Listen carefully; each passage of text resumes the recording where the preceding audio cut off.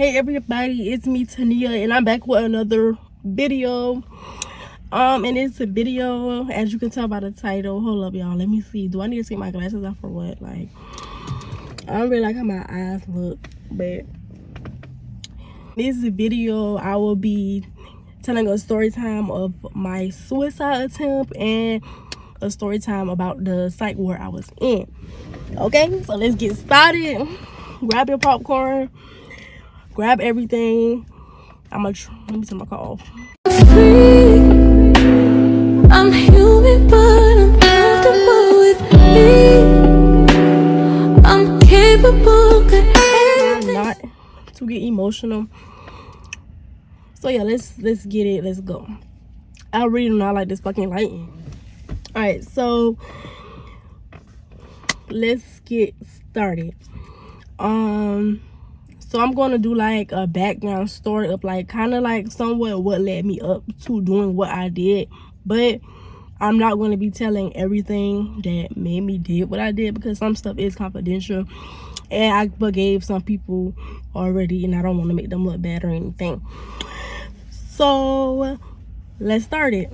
Let's get it. Let's go. Really started my career, I feel like, was my senior year. Okay, senior year was good or whatever, but when it came to like signing up for colleges and putting an application and finding out what college I want to go to, that was kind of, you know, it's a little stress on your senior year. If you're like going to college, it's going to be some stress.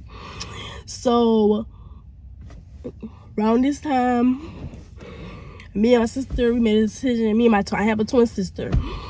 I have a twin sister. We're fraternal twins, but it's my twin sister. So we just decided to go to the same college because it'll be easier on my mama. So we was like, we might as well just go to the same college, blah, blah, blah, pop out on college decision day. So college decision day came May 1st, and we popped out of going to Georgia State. We both got accepted, and this, that, and the third. So, like, you know, we applied for housing, we got housing, this, that. When it was time to sign up for orientation, she could have signed up for orientation, but I couldn't sign up for orientation. So I'm like, man, what the fuck? Why the fuck can't I sign up for orientation? So I'm calling the people constantly. I'm calling them constantly, and I'm like, it's saying I can't sign up for orientation, this, that. And they like, well, we're gonna fix it. We're gonna give you a call back. Every time I said that was the case. So then I finally get a call from, like, I guess, you know, the people in charge, because, you know, all this time they had Georgia State, even any college, they have students answer the phone, like, you know, on campus jobs. So like they was giving out wrong information type shit. So yeah, anyway, they tell me that the only way I could attend a fall semester, they tell me I can't attend a fall semester because I didn't attend the summer program. And yes, on my application it says, like, it tells me about the summer program as well, but it still says fall 2022. So I'm like, I didn't know I had to do the summer program in order to do the fall 2022. And if that was the case, when I was calling constantly, y'all should have told me that. Like, I feel like somebody should have, you know, just told me that type shit. And I also feel as if that was the case, I paid my $350 deposit for fall 22 housing. I paid that. I literally got my housing. I know what dorm I'm in. I got my dorm. I got my roommate. Like, I got all that. Like, I'm literally talking to my roommates and all. You know how you get to know each other and shit. But I just feel as if that was the case, it could have been more communication. Like, with Georgia State, it's a bigger school, so they're not really gonna give enough effect. So that really pushed me the wrong way, because I'm like, damn, like, they told me this a few weeks before, say probably like a month before my actual college days. So I'm like, what the fuck I'm gonna do, because I really want to go to college. So I also was looking at Georgia Southern, and I go on Georgia Southern, and I'm like, okay, I did my application already, and I started my housing application at Georgia Southern, but I never finished it. So I'm like, okay, let me attempt to do my house application and see if I can actually get in, you know, get a dorm. And then, like, so I did that night, and the next day I called them and I was like, I did my housing like And they were basically just telling me full-time first year students have to stay on campus. So she was basically telling me like, you're guaranteed going to get a dorm, you got nothing to worry about. And I'm like, okay, but I still didn't believe it because it's like, I went through all this shit with Georgia State when I was with Georgia Southern. But Georgia Southern did me good. I got my house in and all. I got everything down pat. So I got my moving date, and my moving date was actually more closer than Georgia State. Anyway, that's like, I know this, y'all probably think it's nothing, but y'all gotta think about it. Like, I literally popped out with Georgia State. I was going with my sister, like, and I'm like, damn, I'm not gonna hurt my sister, my twin sister. We've been together all the time. Like, we share the same room, we do everything together. So it's like I was planning on going with her, but at the same time, it's always a change. So I was like, okay, at least I'm going somewhere. So fast forward, college comes. It was giving, like, it was really giving. I really I messed with the vibes. Like, I was really feeling myself. I was enjoying the freedom, everything. I had eventually, I was in a shared dorm, but eventually I was able to switch over to my own dorm, as in like my own room. So that's new. That's another change. That's new roommates. It's 4-bedroom, 4 people. So that come, I'm like, okay, I'm fucking with it. I'm fucking with the vibes, like I really am. I was doing everything good with my classes. I started partying, of course. I mean, everybody parties. I started partying more, drinking more, smoking more. So all that really, it fucks with your head, and that's why people say stay away from drugs. And I'm gonna tell you this, stay away. And I wasn't doing like drugs. I literally only smoked weed, marijuana. That's it. Still, marijuana can really fuck with you too if it becomes a habit. Don't let it become a habit. Oh, where I'm going with this? It became a habit. Me smoking, it became a habit, and that habit made me, like, I was getting lazy. I didn't want to walk to class or nothing. I stopped going to class, and I just started doing a lot of stuff, and I started falling back. That was that. That's literally like that. It sounds like it's nothing now, and it's like when I look at it, it's really nothing. Like, but it had me in a place where I just felt as if it was another side of me that felt as if I was like falling off. Like, I'm like, damn, bitch, you're falling off. How you come from an all A student to not even doing I did my work, but I go to class and stuff. So it was just a lot, and a lot of stress on myself. I'm like staying up late studying, then I fail my test. I'm like, damn, it's a waste of time. And I'm just like, is this shit really worth it? I know everybody say the nursing major is hard, and it is, but I also feel like you could do it if you actually try. And I feel like I wasn't trying as hard as I should have because I felt off track. Like, I got ahead of that freedom and all that stuff. I'm just gonna say that's kind of like a background so y'all can know that I'm like when my suicide attempt took place, I was at college. Also, I don't want to throw no shade on anything. Yeah, roommate drama, but I always felt weird. Like, I had weird vibes from them, and if y'all watching this, I had weird vibes from y'all all the time. It's like, it was weird vibes, very much, and it got weirder when the police came knocking on my room door. Yes, I was smoking in my dorm, and my roommate called the police. It wasn't even my weed that they was smelling. It was the people across from the dorm, because they always fucking smoking in the dorm, and that shit loud. And I think they be smoking in the common area. It's not like I'm smoking in the common area or nothing. Anyway, but yeah, so I was walking my door, and I get a knock on my door, and it's the police. It's like, damn, like, now I don't want academic fucking probation. I gotta meet with a dean of students. It's just like everything's just going wrong. And I just feel as if my roommates had a problem with me smoking or anything. Like, I mean, we're in college, like, we're young, we all freshmen, we all learning. Like, I feel like you shouldn't call the police on somebody for doing that. I feel like you should talk to me and tell me, hey, if you don't mind, can you not smoke in here? Because I don't really like the smell of it. And I must say, I'm not a bitch. I'm really a nice person. I felt like they got the wrong vibe from me. I don't fucking know. But yes, that was the case. So she called the police on me, and yeah, and I could have went to jail that day if I didn't, like, if I wasn't honest and up for with the police, or like if I gave them trouble, like, I could have got put off campus. I could have went to jail. Like, I felt like as a roommate, as like, you should come to me as a woman and tell me how you feel. Do not get the police involved. Like I said before, we all young and they shouldn't be involved. So it's like I felt weird. I didn't like where I was living. Like, I like that I had my own space, but the vibes were I would literally always be in my room. I did not use the common area. I never used the common area. I never used the kitchen. I didn't even use the refrigerator. And it's like all of them was plotting on that shit. So it was just like, nah, like, yeah, that was that. Like, I would literally just be in my room. And it's like, one thing about home, you should always feel comfortable at home. This is my new home and I don't feel comfortable in it because it just grimy. Like, bitches are grimy. Like, yeah, I got my own room and yeah, I can lock my door, but it's like I have to be in my room or I'll be in my car because I don't want no dealing with y'all. And it's like I literally changed to this new dorm so I could have my own room, and I did not want to do it again. So I'm just like, fuck it, I'm gonna stay here. But it just, I'm gonna make y'all bitches not like me type shit. But that wasn't the case at the same time. I just never like really communicate with them or anything. Like I was just living there. So yeah, that's that. Like that threw me off. It was just, I'm already stressed about my work, school. I'm having family issues. My roommate's calling the police on me. Just a lot. Stress on top of stress, and stress will come to anger, and anger becomes, you know. Anyway, let's get back into the actual day. So the night that I had my suicide attempt, it was November 15th, 2020, and it was nighttime. I was in my car, I was smoking. Then I started drinking. Then I went back in my dorm, and I'm like, then I started drinking more, and then I started drinking more, and I started drinking more, and I just kept drinking. It was nobody there to stop me. Like, I also don't say I felt like, yeah, I had friends there.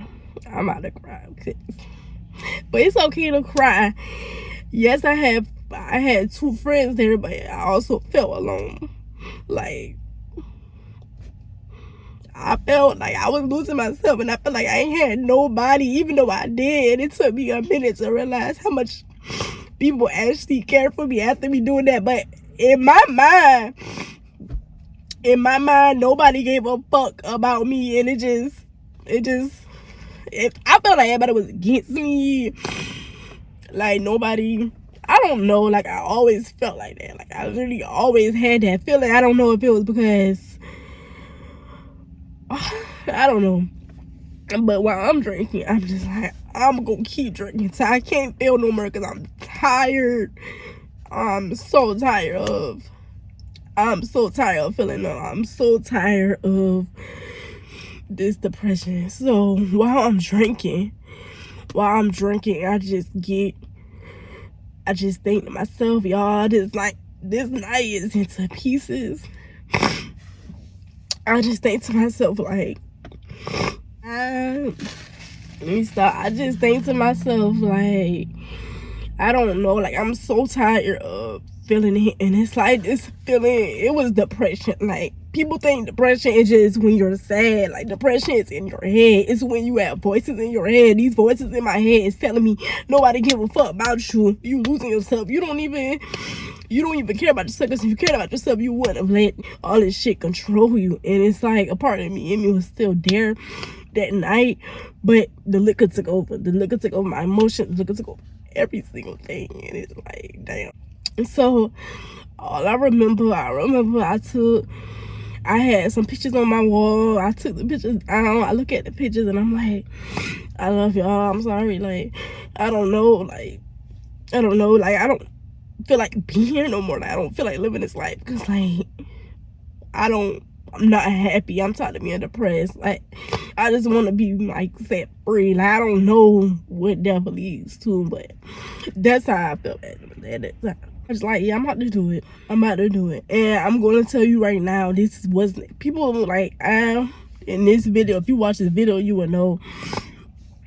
But people think that's probably my first suicide attempt, but it's not. I had another suicide attempt previous in the same dorm. I took a whole bottle of pills that my mama gave me for my cramps, and it was a good amount, because you know she gave it to me to last since I'm not home, and she know my cramps be bad. I took a whole bottle of pills, and I took a whole bottle of ibuprofen, and that night I like felt like I was gonna die. This is another night, y'all. This is another situation. This is my first suicide thing. I felt like I was gonna die, but at the same time I wasn't. I was like really drunk. I went to sleep and I woke back up and I was just throwing up. I was sick. But I was still here. So I'm like, I'm gonna stay. And literally like 2 weeks later, I, do that. Anyway, back to November 15th that night. I take the pictures down. I look at the pictures. Everybody on my pictures is the people I love the most. I'm just like, And so I get my razor. And it's like a shaver razor. I cut the head off the shaver. And then I like cut the shaver piece out of it, the gold piece. I started slicing my wrist. And this is, I don't know if y'all probably can't see anything now. But like I will probably put some clips in of how it look. Then on this arm I actually do have a picture that I took in the hospital of that I will like insert in if y'all don't mind. TWI warning, all that. This is raw and uncut. Yeah, I started cutting myself. When I started cutting myself on this arm, I had cut light spots. Like some part of me didn't want to do it type shit, but I continued to do it. And while I was doing it, it's just something in me told me to get help. I need help. I'm crazy. Like if you get to the point where you feel as if you have to harm yourself or take yourself out of this world, you need help, and you have to actually come to a point where you need help.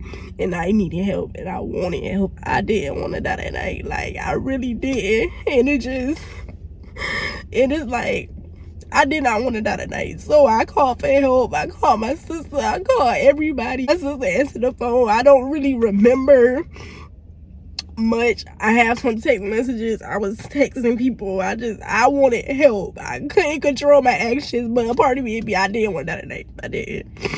So I started cutting this arm. I cut this arm deep. I don't know if I could see or not.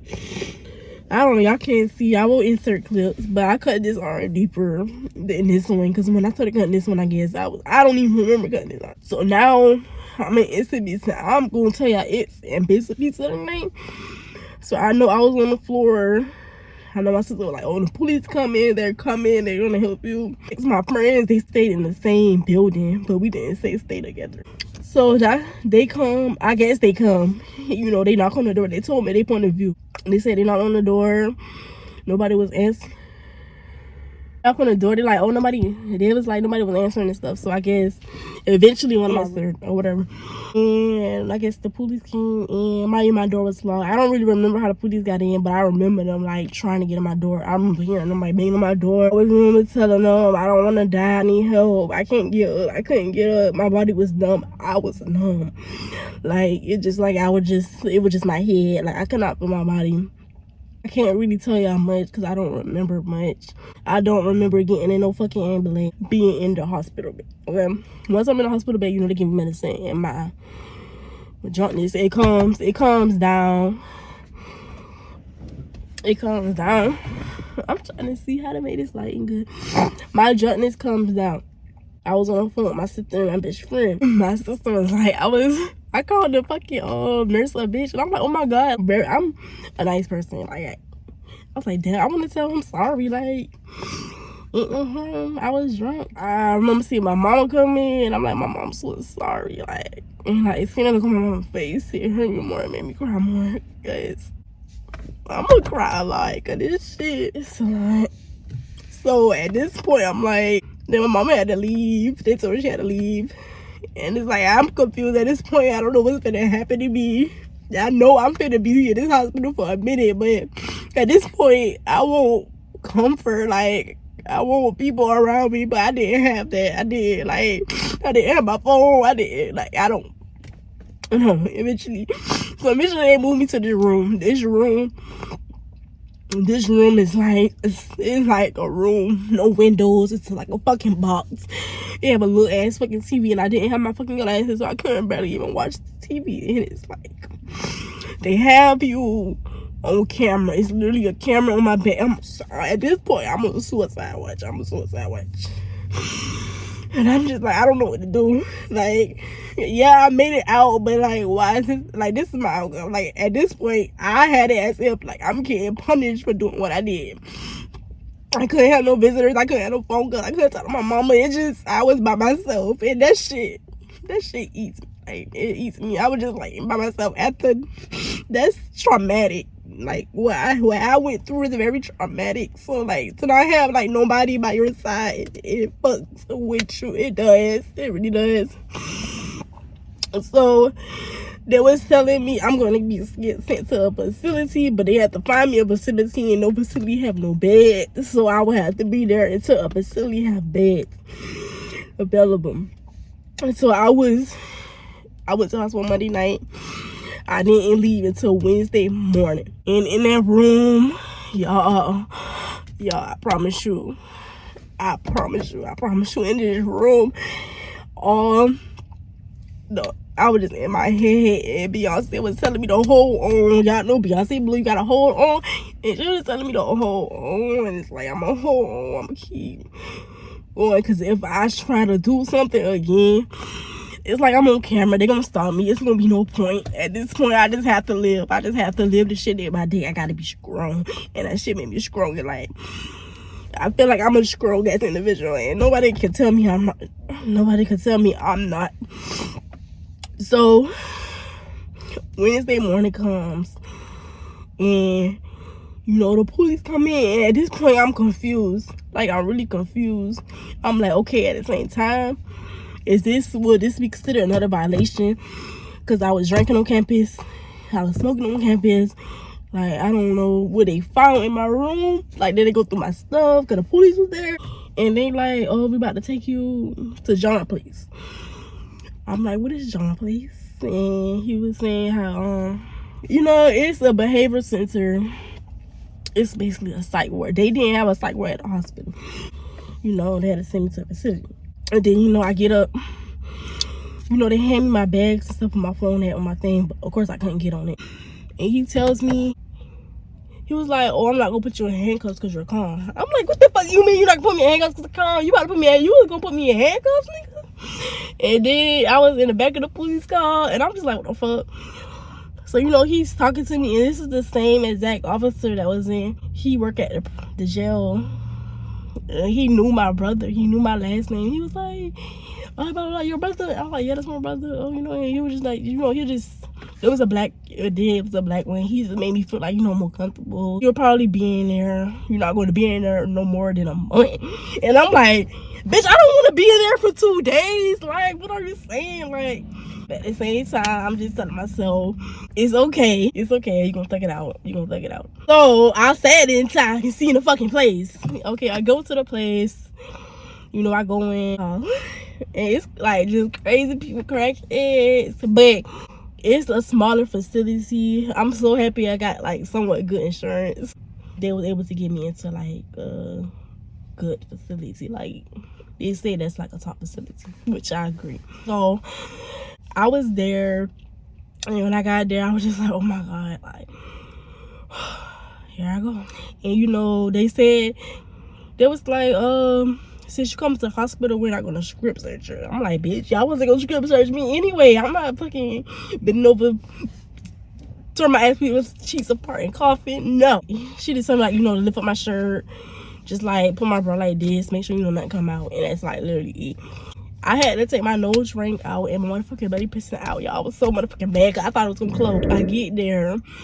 I go to this room. They ask me, they check my vitals.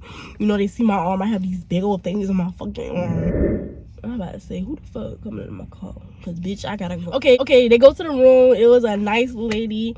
I forgot her name. It's gonna come to my mind. I love her, like, so much. She made me feel so comfortable the time I got. They'll ask me questions. They'll tell me they were just trying to see where my mental state was at now. At this point, I'm playing it calm. I'm being calm with them.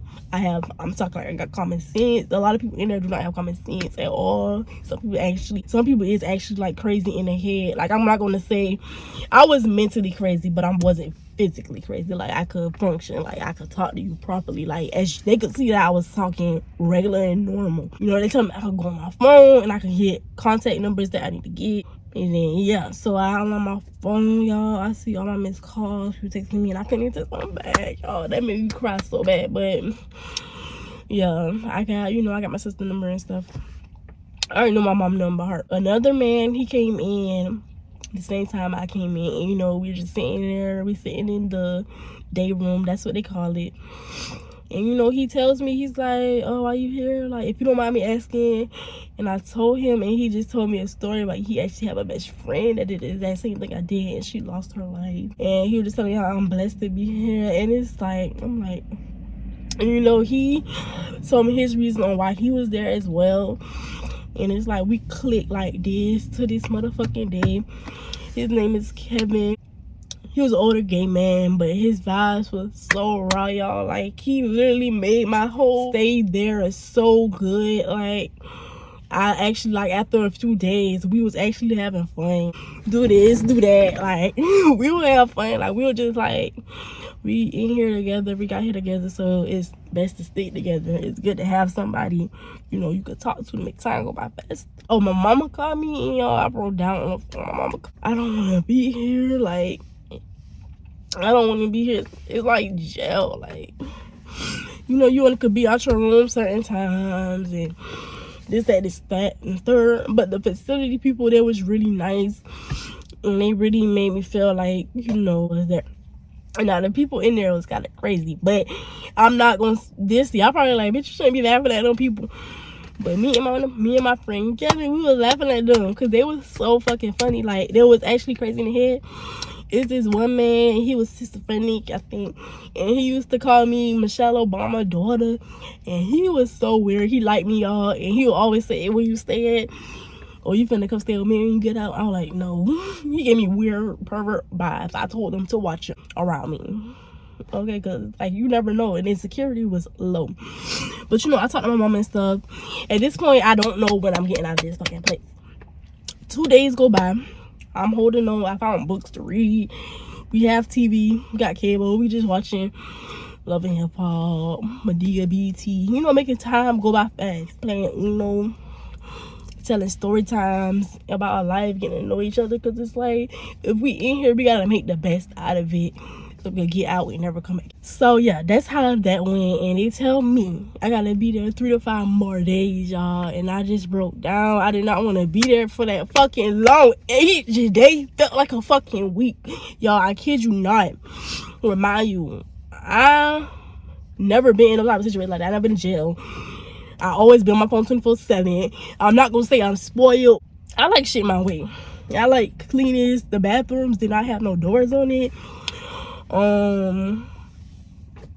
It's just, I'll get it. I hope y'all do.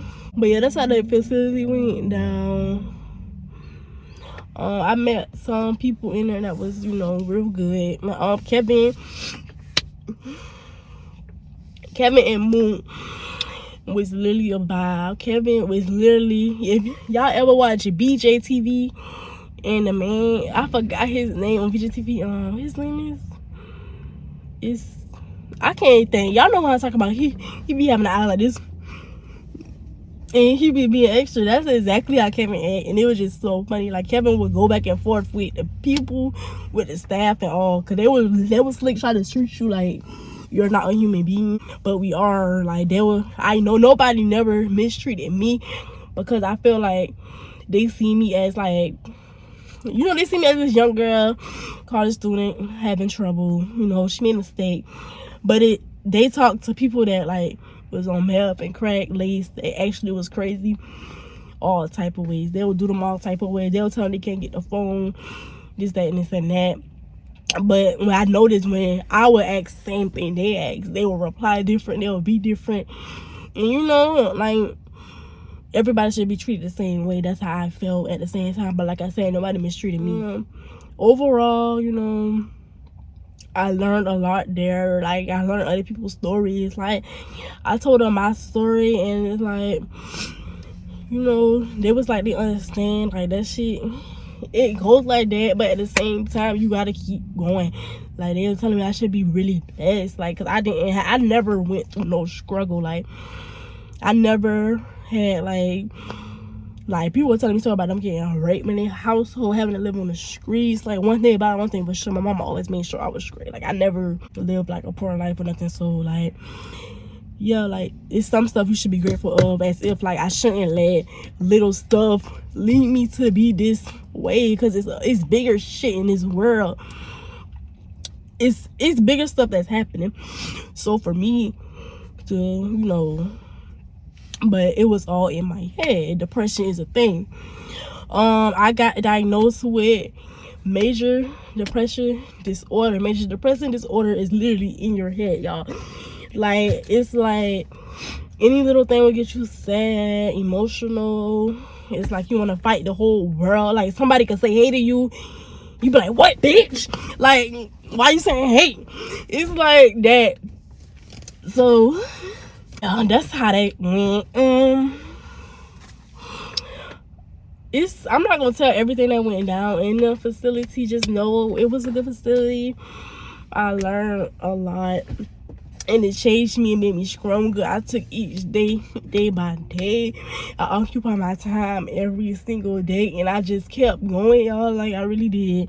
It was to the point where I didn't even cry no more at night. I was just living in the facility, and like, yeah, it started to feel a little like I was staying. Like, it started to feel a little like college, like, because, you know, it's 2 to a room.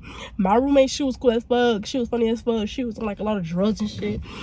The only thing, she was thinking as fuck. Like, she kept pulling, like, I guess she was on meth and heroin, acid. She was telling me all type of stories at night and stuff, and I was telling her stories. You know, it's just stuff to make your time go by faster. Like, you, at this point, you know, like I said before, you have to live it. So that's really the start of the facility. I was there 6 days,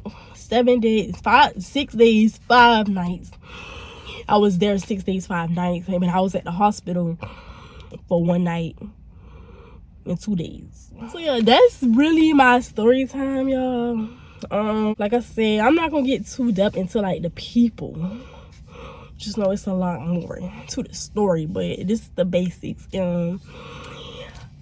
I had a total of 20 something cuts on each arm, y'all. Like, I kid you not. Like, that is my story time of me committing suicide or whatever. Y'all, I grew to become a better person. Like, I am still growing. I'm still learning. And I was telling my sister the other day, I was like, I didn't really process like me actually being in there. And I feel like me telling this story full out and full of fact, me crying, me, you know, getting my emotions out and still feeling good. And I told this story, but I didn't get sad from it because I already been sad for it. So why would I come back and be sad for it? I'm telling this story to help other people. I feel like I want to help so much young women, young men that has like depression, like, because depression is a real thing. You get a cold, you take medicine. If you depressed and you feel like you need help, go get help. Take medicine to help. I was on antidepressants. I stopped taking my antidepressants like 2 weeks ago. I feel good, like I really do. I do take ashwagandha gummies, y'all can take them. You do not have to be just prescribed to take them. I don't even take the gummies, y'all. I take the pills. The pills is 2 times stronger, and it will make you feel good. Like, nothing's in your head, it's just you. It's like, you know, I don't have nothing to be mad about. I don't have nothing to cry about. Like, and if I do, I just always, you know, I have a pep talk with myself. I have a pep talk with myself every time. But it's good to stay strong, y'all. It's good to stay strong. When I got out, I affected my classes because I had to move back home. I ended up only passing 1 class, which was my first year class, which is the easiest class ever. That's the only class I passed, so I have to pick up another semester. But I tell myself that's okay. It happens. Like, I'm not going to beat myself up about it because I know that I wasn't all the way focused. I'm not even going to blame me being in the hospital for my grades because I know I had an effect on that. I could have did better, and I know that, and I will do better, and I will redeem myself next semester. All A's, baby, and I will. And yeah, y'all gonna see. And I am mentally okay now. Like, I will always used to say like I'm okay, will not be okay, but I am literally okay. Like, I have little moments at night when I get like a little bit sad, but that's okay. That's normal. I don't think too much of it. So yeah, that is Tania's story time. But y'all, make sure y'all like, comment, and subscribe for more videos. I will continue to post, y'all. I want to stay active, get right. I don't care if this video get 1 view. This video could get 1 view. I don't give a fuck. I'm gonna keep posting this bitch. I'm gonna blow up one day, and that's God telling me this. I'm gonna make it out, y'all. I promise y'all I am, and I'm gonna keep pushing. And if you watching this and you come across my video, maybe because it popped up on your page, it's a sign, baby. And if you need help, text me. I'm putting my Instagram in my bio, y'all. Text me, DM me. I would respond. Like, I'm not one of them. I will respond. I will help you. I will talk to you. I'll be your counselor. I will help you. And I'm going to start counseling, y'all. I'm starting counseling in 2023 next year. Thank y'all for watching. Live life to the fullest. Take it day by day. It's everything. I promise you it's gonna be okay. I'm human, but